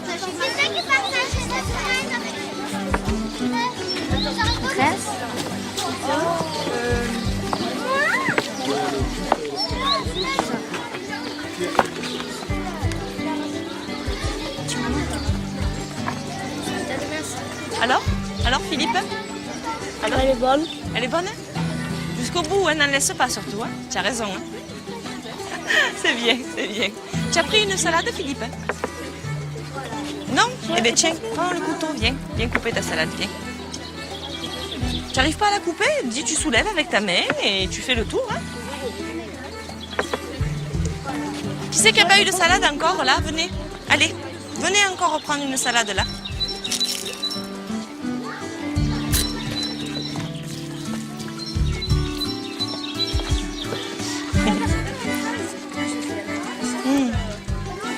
Voilà.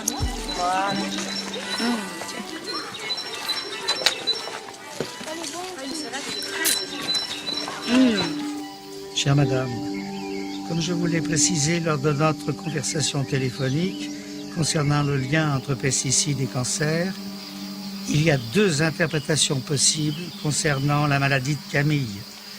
Soit les pesticides agissent directement, induisant l'apparition de la maladie, soit ils agissent indirectement, en créant une baisse des défenses immunitaires, laquelle peut favoriser la multiplication de certains virus. Les résultats font état d'une association positive entre le risque de cancer et l'usage par la mère pendant sa grossesse d'insecticides dans la maison. En tout état de cause, merci à Camille pour son courage. Il faut garder espoir. Professeur Dominique Belleborne. Et moi, très longtemps, j'ai utilisé des insecticides, des produits pour lutter contre les moustiques. Parce que j'avais plus peur des moustiques que du reste.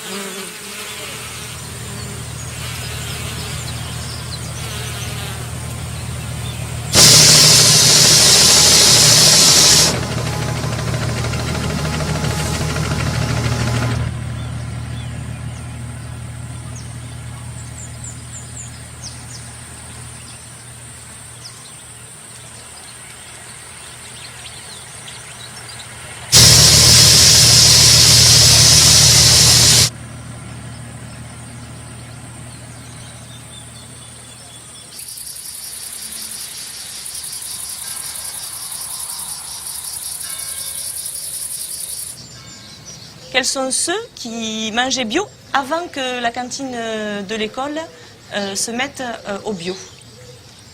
Et maintenant, qui est-ce qui mange bio maintenant? Ou tout le temps, ou de temps en temps? Voilà. D'accord. Ouais, ça fait quand même... J'aimerais que Thierry, tu nous dises, qu'est-ce que tu vois, toi, qu'ils aiment d'abord? La salade. Oui, j'adore. Salade verte. Oui. La viande en général. Oui, ça, c'est bon, évidemment tout ce qui est pommes de terre, les pâtes, le riz aussi. Alors là, vainqueur. Après, en légumes, enfin, ce qu'on travaille de nouveau, il y a la polenta. C'est à partir de quoi? De semoule, mais elles sont collées en fait. Enfin, elles sont pas collées avec de la colle, mais... Rémi? Topinambour. Philippe? J'aime pas. Et c'est quoi alors que tu aimes? Le frites. Ouais. Et maintenant, le poisson en sauce, comment vous le trouvez? Meilleur? Et vous préférez manger quoi? Du pané ou du poisson en sauce? Sauce. Sauce. Et au niveau des boulettes de viande, est-ce que vous avez remarqué quelque chose de différent? Dedans, il y a des céréales, Qu'est-ce qu'il y avait comme céréales la dernière fois dedans? de l'avoine, du blé et Du boulgour. Il y a quelques épices dedans, puis ce mélange de légumes, de céréales. Il y a du curry qu'on ne mettait pas avant. Et voilà. Avant, on les achetait toutes faites, elles arrivaient en surgelé. Donc on n'avait pas nos moyens par la sauce de rectifier l'assaisonnement. Que là maintenant, on les fait nous-mêmes. Donc on peut modifier l'assaisonnement. C'est fait maison en fait, c'est le mot à dire. Ça change parce qu'avant par exemple on mangeait souvent du cordon bleu alors que maintenant on n'en mange plus quoi. les escalopes de dinde panées aussi, on n'en mange plus. Parce que tu sais, ces escalopes de dinde qu'on avait avant, qui étaient panées, c'est même pas des escalopes, c'est de la viande qui est hachée, broyée, avec des protéines végétales, et c'est reconstitué. Donc il y a du gras, il y a des colorants, etc. C'est reconstitué, formé en forme d'escalope pour avoir l'impression que c'est un peu naturel, et c'est pané. Il y a des produits comme ça que vous verrez plus ici, quoi. En tant que la volonté est de rester sur le bio, c'est des produits qu'on s'est dit avec Joanne et puis le reste de l'équipe qu'on n'achetait plus, quoi. Je voulais savoir si l'année prochaine vous alliez continuer l'alimentation bio. J'espère, de tout cœur. Bon, c'est vrai que personnellement, je pense que je ne ferai pas le retour en arrière d'être un ouvreur de sacs surgelés et un ouvreur de boîtes, quoi.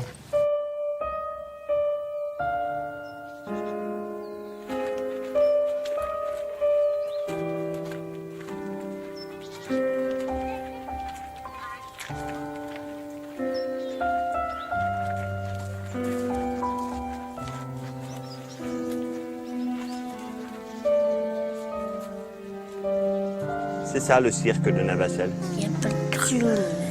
De quoi? Il n'y a pas de clown, donc je peux pas. Il n'y a pas de clown. Ben non, c'est pas un cirque comme... Ben oui. Tu croyais quoi toi, Maëlle? Un cirque avec un chapiteau?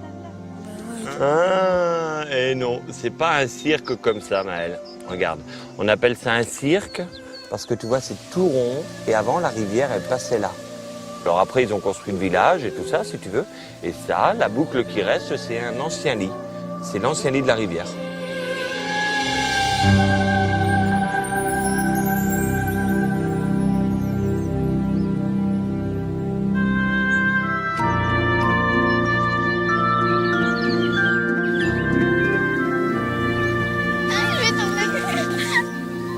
Regarde Morgane. Il est trop beau. J'aime bien le lilas, ça sent bon. Ouais, j'aime bien parce que quand c'est blanc là. Oh, ouais, il y a les violettes aussi.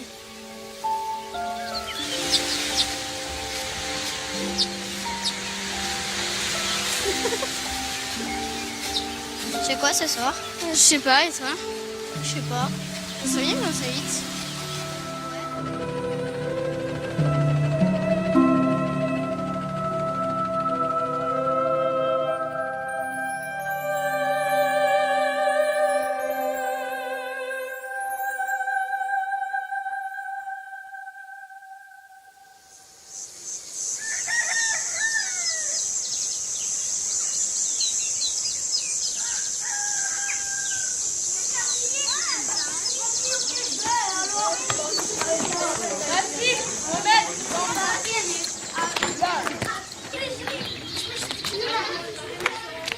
Prenez une branche entière et vous récupérez les graines de radis et quelques branches du chou-fleur. Solène, elle a la taille de ma tête la feuille. Hugo, il m'a donné son persil. On en a pas ça. Ah, ça fait dans tout cela. Allez, vas-y, je t'en donne. Vas-y, je t'en donne. Aïe. Je vais tomber dans les courgettes. Pouf. C'est superbe, c'est la première courgette. Je suis super contente. Ils sont trop bons, j'adore ça. Ils sont durs à sortir. Vous en avez trouvé? Vous voyez? Arrête, moi je les coupe, hein, ces cheveux. On arrache les cheveux? Non, vous pouvez les laisser les cheveux. Allez, regarde. J'ai les cheveux comme ça, regarde, je m'en sers. Ça sent plus à la tige que... Oui. C'est pour ça qu'on le coupe d'ailleurs dans la salade, pour qu'il donne toute sa saveur. Je vais goûter. Allez, Rémi.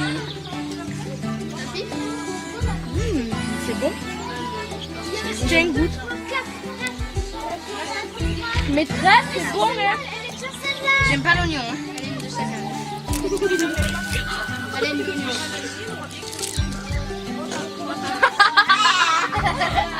Oh, mais ils sont petites, maîtresse. C'est très bien, et bien c'est ces graines-là qu'on pourra replanter l'an prochain. Les noires, ouais. Alors peut-être que celles qui sont blanches sont des graines qui ne sont pas encore mûres. Et les salades, elles ont leurs graines ou pas encore, hein?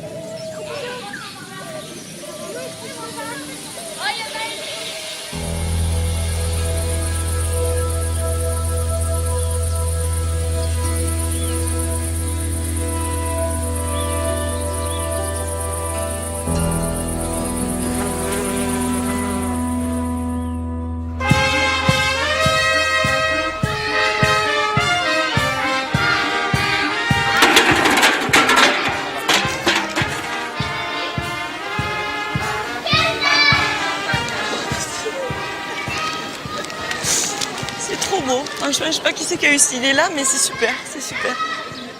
Ayez confiance en vous. Vous êtes capables tous de réussir et de faire ce que vous aimez. D'accord? Et ne vous laissez pas marcher sur les pieds surtout. D'accord? Mais soyez quand même respectueux des autres. Je vous aime très fort tous. Je vous aime très fort. J'ai reçu 5 ou 6 maires là tout à l'heure. Ils sont venus chercher des idées, voir quelles étaient nos motivations, nos méthodes, et ils ont envie de faire comme nous. Et ça, c'est un encouragement. Donc vous avez prêché la bonne parole, si je comprends bien. Voilà, j'ai prêché une parole différente. Je crois qu'il est urgent maintenant d'aller dans cette voie. Ce qui se passe à Barjac, ce que l'on vit à Barjac, dans le Gard, je parle de l'enseignement catho du Gard, c'est perçu comme une aventure formidable. C'est quelque chose qui ne se vit pas ailleurs, et c'est quelque chose d'exceptionnel. Et on nous regarde avec des yeux admiratifs. On se dit c'est formidable. Curiosité et admiration. Non, pas on se dit, ah non, c'est pas de la curiosité, on se dit c'est formidable si ça pouvait se faire partout. Ah, du côté un peu pionnier. Je vais vous raconter ça, cette petite anecdote. On avait de l'herbe autour de l'école. Donc habituellement, on mettait du désherbant, comme souvent partout. Et cette année, on a pris tous les CM et puis ils ont arraché toutes les herbes autour de l'école avant la fête. Voilà. C'est symbolique. Mais on n'empoisonne pas la terre. Voilà. Et ça, on l'a bien mis en évidence avec les enfants. Aujourd'hui, c'est la première fois que nous fêtons cette cantine, ce restaurant, cette cuisine centrale. Autour de la table, qui est par définition rassembleuse, qui est par définition, j'emploie votre mot, consensuel. Maintenant, je commence à me régaler. Parce qu'au début, tu prends le pain, le premier pain au levain que j'ai fait. Ça fait dur, il dure comme... Non, là maintenant, ça fait bien 10-15. Il faut laisser réagir, quoi. Il faut laisser réagir. Il y a aussi une part de conscience. Quand on voit un agriculteur qui, par exemple, ne consomme pas ce qu'il produit. Moi, j'étais élevé dans une famille d'agriculteurs, on mangeait ce qu'on produisait. Aujourd'hui, quelqu'un qui a un poulailler industriel, je suis désolée, il a sa production à côté. Elle est bien bonne pour le petit peuple et le bon peuple, mais par contre, lui ne consomme pas. Donc, y compris au niveau de la conscience, il a pris conscience que ce qu'il faisait n'était pas bien. Alors après, il s'abrite derrière tout un tas de des clafoutis, aux abricots. Et ensuite, voilà, vous avez des très bonnes glaces à la noix de coco. On prend ça quoi? Même coco. Au top. Ça réconcilie avec la glace, franchement. Un petit morceau dedans. Oui. Le clafoutis est bon aussi. Remarquable. Je crois que l'agriculteur sait la réalité des choses au niveau des pesticides, au niveau des produits chimiques. Par contre, là où il faut l'aider, c'est à sortir de ces contraintes économiques, psychiques, idéologiques qui l'amènent à ne pas bouger, à ne pas faire jouer la clause de conscience. Il faut arrêter ça. Mais arrêter ça, ça veut très clairement dire qu'il faut une nouvelle politique agricole commune pour ce qui est des pays de l'Europe de l'Ouest, qui consiste en quelques mesures très claires. Les 9,5 milliards d'euros qui sont donnés actuellement à nos agriculteurs. On se donne 5 ans, on les redistribue à la restauration collective, on commence par les écoles primaires. Eh bien écoutez, si vous transférez ces 9,5 milliards d'euros aux 2,7 milliards de repas servis annuellement par an en France, vous accroissez le prix d'un repas de 3 euros, vous faites plus que doubler le prix des repas donnés à la restauration collective en France, vous relancez la demande dans l'agriculture française dans des produits de qualité et de proximité. Les agriculteurs qui ont toujours demandé à être rémunérés par les prix, non pas par des subventions comme des mendiants, pourront enfin vivre sérieusement de la vente de produits de qualité avec une reconnaissance sociale qui sera celle de notre alimentation, et ça ira dans le sens d'une lutte anti-cancer. Je suis sûr que cette proposition peut être agréé si on s'y met maintenant, si on parle non pas de la politique agricole commune dans le sens qu'est-ce qu'on peut défendre sur les avantages acquis, mais de se dire que oui, il y a une autre alternative possible pour le plaisir de plus grand nombre. Je suis sûr qu'on peut, à l'échelle d'ici un an et demi, renverser la vapeur et faire en sorte que la politique agricole commune devienne une politique modèle.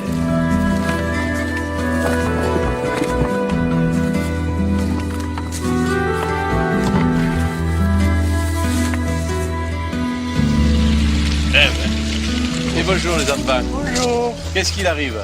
On a les brillages de l'école publique de Barjac. Est-ce qu'elles sont bio? Elles sont Et ça veut dire quoi, bio? pas traitées. Pas traité, bravo. Alors je vais en prendre une. Mais je ne sais pas si monsieur le curé va les apprécier, parce que vous savez comment on appelle ça chez nous? Non. Un étouffe chrétien. Ah, il faut boire un peu avec pour le faire glisser. Hein? Alors, on donne ce qu'on veut? Oui, mais minimum 2 euros. Il y a un minimum de combien? 2 euros. Minimum de 0? 2 euros. 2 euros. Ah ben ça va, c'est à notre portée, je crois. Hein? Ben on va vous payer en chantant. Ça marchera? On va chanter, puis on verra.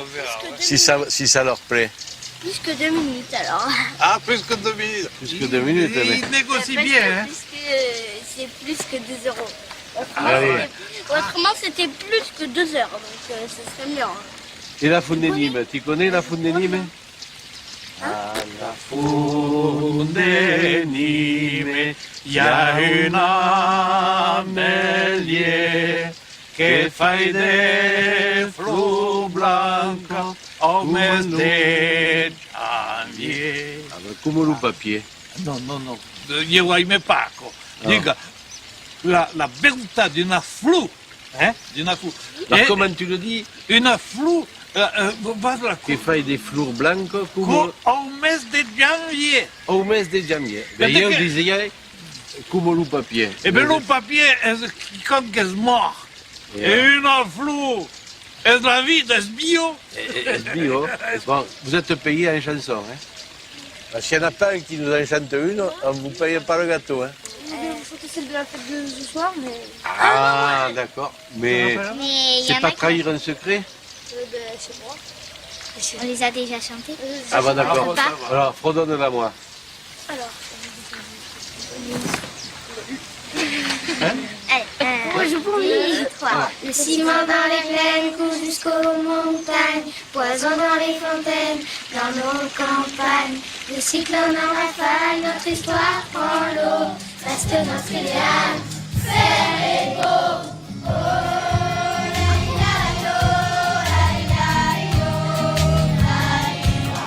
Puis il faut changer les choses.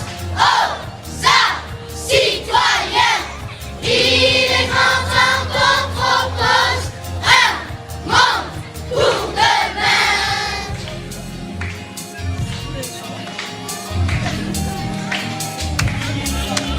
Aux arbres citoyens, quelque part à prendre.